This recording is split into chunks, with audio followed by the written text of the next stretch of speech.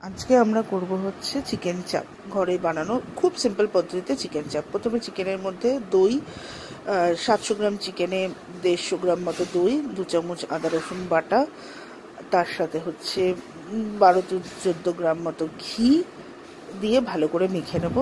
তার মধ্যে আমরা আগে থেকে একটু গরম মশলা বাটা করে রেখেছিলাম, তার সাথে একটু বিরিয়ানি মশলাও দেওয়া ছিল, সেইগুলো বেটে রেখেছিলাম, সেটা দিয়ে দেব।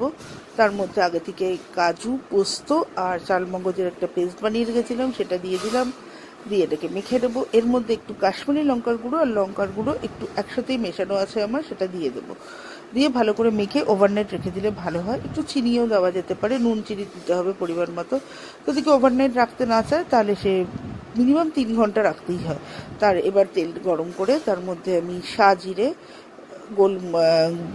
গোটা গরম মশলা আর তেজপাতা ফোড়নে দেবো। দিয়ে দুটো বড় বড় পেঁয়াজ আমি গ্রেট করে রেখেছিলাম, সেই দুটো বড় গ্রেট করে রাখা পেঁয়াজ দিয়ে ভাজবো। পেঁয়াজটা মোটামুটি মিডিয়াম ফ্লেমে, হাই টু মিডিয়াম ফ্লেমে মোটামুটি গোল্ডেন হওয়া পর্যন্ত ভাজবো।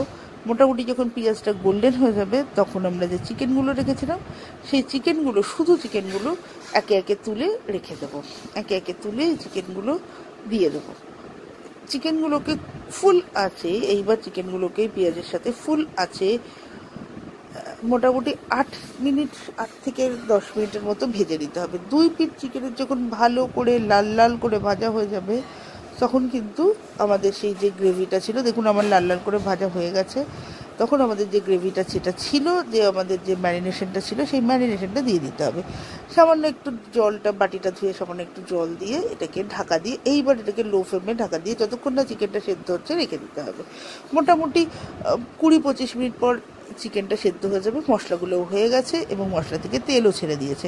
এরকম সময় আমি একটা বাটির মধ্যে একটু দুধ, একটু মিঠা আতর, একটু কেওড়া জল, গোলাপ জল দিয়ে রেখে দিয়েছিলাম, সেটা এটার মধ্যে দিয়ে দিলাম। আর যে আমার যে বিরিয়ানি মশলা বাটির বাকি বাটা অংশটা ছিল সেটাও এর মধ্যে আমি দিয়ে দেবো।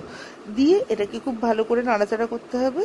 যে যেরকম তেল পছন্দ করে, কেউ যদি তেল বা ঘি একটু বেশি পছন্দ করে সে বেশি দিতে পারে। আমি একটু তেল ঘি কম পছন্দ করি বলে আমি কম দিই। তবে ঘি বা তেল কম দিলে স্বাদের কোনো পার্থক্য হবে না। এটা খুব কম সময়ে সহজে চিকেনের একটা রেসিপি, যেটা